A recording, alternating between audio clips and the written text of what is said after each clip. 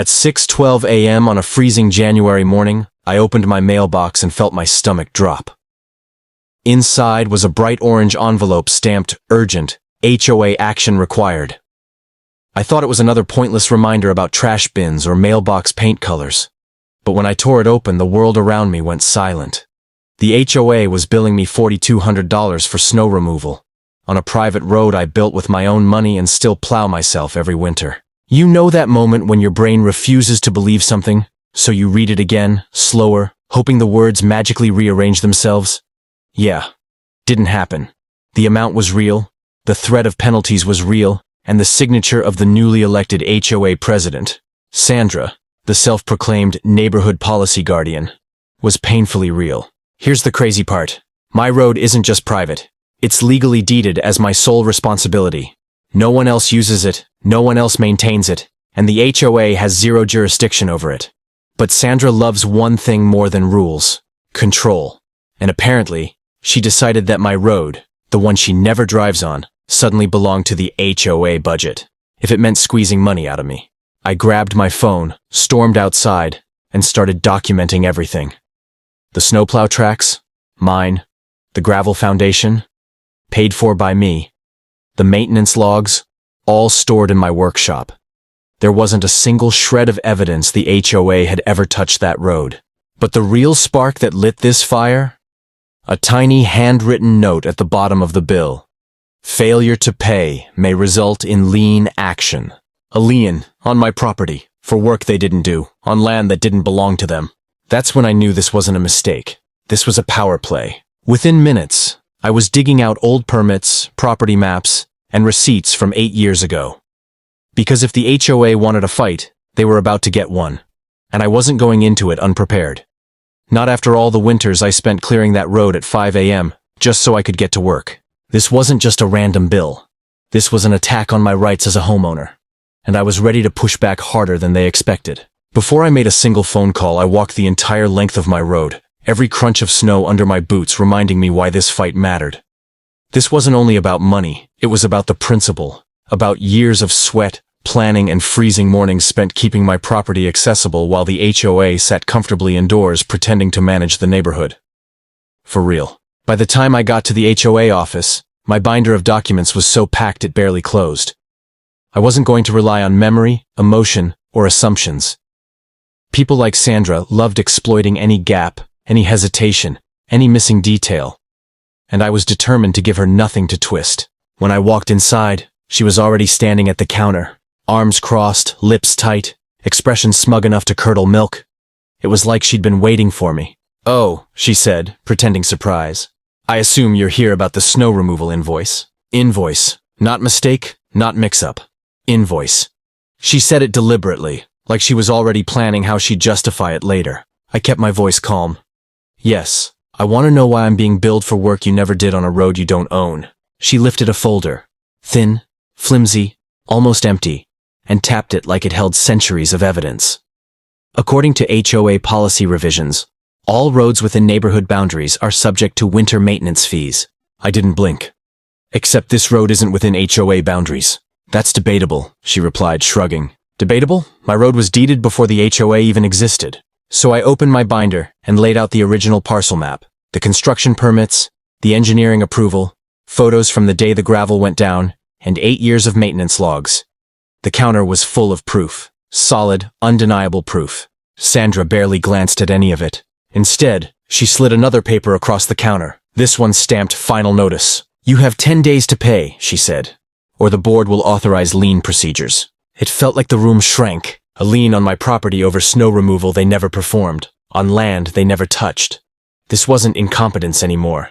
This was intentional. "Are you sure you want to go this route?" I asked quietly. "Because this is going to backfire." Her smile widened. "The board supports me fully." She didn't know it yet, but that was her biggest mistake. I picked up every document, closed my binder, and turned toward the door. As I reached it, she added, "If you'd like to appeal, you can submit a written statement. The next hearing is in... let me see. 6 months. 6 months. She was dragging it out so interest and late penalties could build. I paused, hand on the door handle. "You just started something you can't finish," I said, and walked out. Little did she know, I wasn't fighting this alone. The moment I left the HOA office, I drove straight to the county administration building. If Sandra wanted to play with policies and pretend her revisions could magically override legal property lines, then it was time to bring in people who actually understood the law, people the HOA couldn't bully with fake notices and empty folders. I met with the county recorder first. She was an older woman with glasses that hung low on her nose, the kind who had probably seen every zoning dispute in the last 30 years. I handed her my deed and the HOA's bill. She read both. Then she looked up at me over her glasses and said, "They're trying to charge you for maintenance on land they have no claim to. This isn't just wrong, this is actionable." Actionable, a word that tasted better than any morning coffee. Next, she pulled up the digital property map and overlaid the HOA boundaries. My road wasn't just outside their line, it was nowhere near it. It was practically a different world. She printed everything, stamped it, and signed it. Then she said something that made my entire day. "If they attempt a lien, bring this back.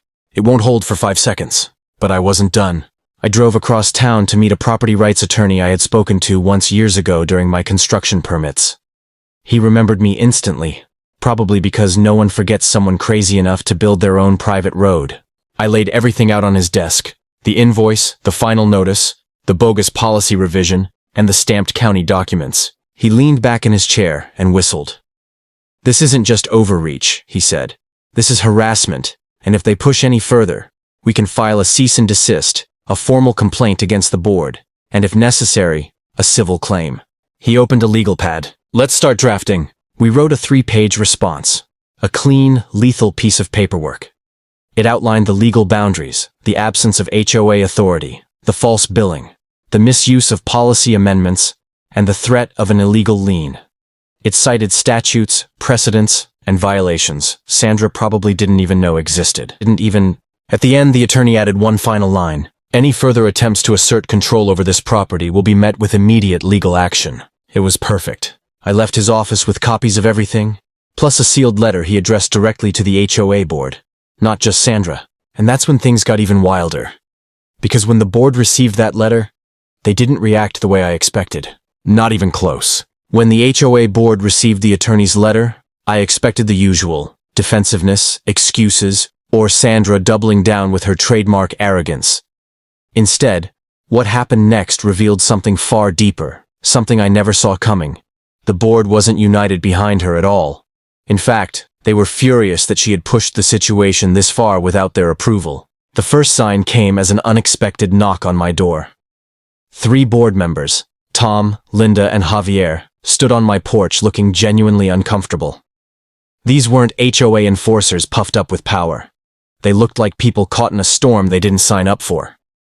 Tom introduced himself and immediately apologized for the confusion, though we both knew it was much more than confusion. "We didn't authorize that bill," he said quietly. Sandra acted alone. Those 4 words hit harder than the invoice itself. It meant she forged internal support to intimidate me. It also meant the board was now scrambling to cover themselves before the situation escalated legally. I handed them a copy of the attorney's letter, and watching their expressions shift was almost satisfying. Linda shook her head, muttering, "She lied to us. Again." They asked if we could talk inside, so we sat at my kitchen table.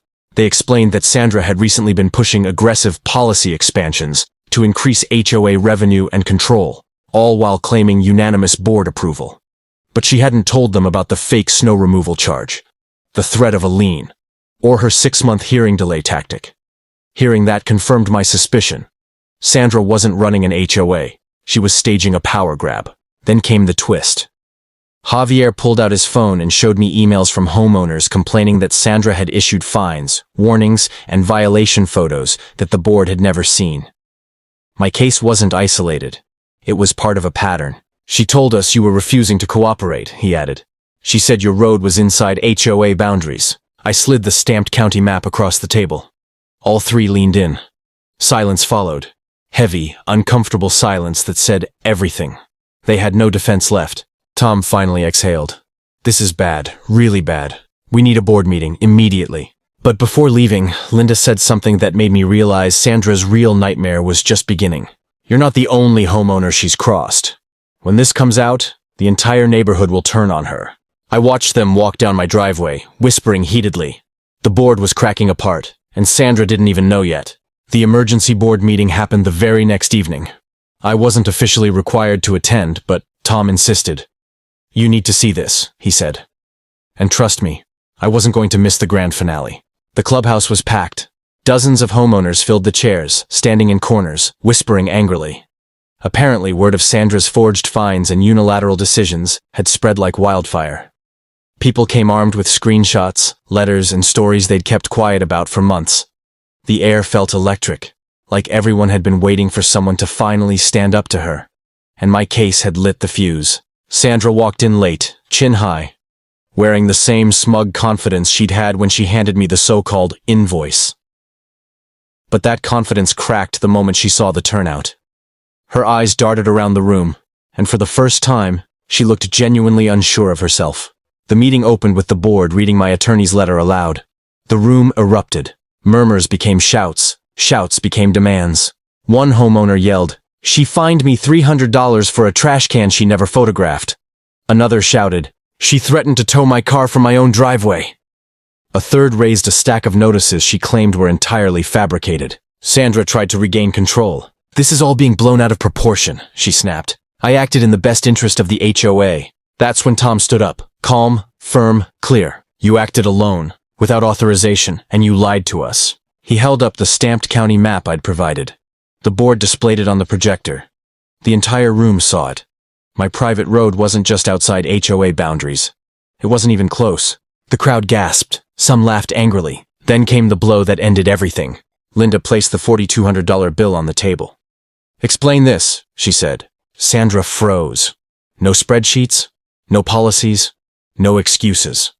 For the first time since this started, she had absolutely nothing to say. The board voted right there, 7-0 to remove her as HOA president, 7-0 to void the $4,200 bill, 7-0 to issue a formal apology and reimburse me for legal fees, 7-0 to launch a full audit of every action she'd taken. Sandra stormed out, humiliated, while homeowners applauded, some even cheering. It felt surreal. A complete reversal from the quiet morning I opened that orange envelope. I walked out into the cold night air knowing one thing. Bullies only win when people stay silent. The moment you push back, with truth, with evidence, with resolve, they fall apart. My private road still stands. I still plow it every winter. But now the HOA knows. Don't mess with what you don't own.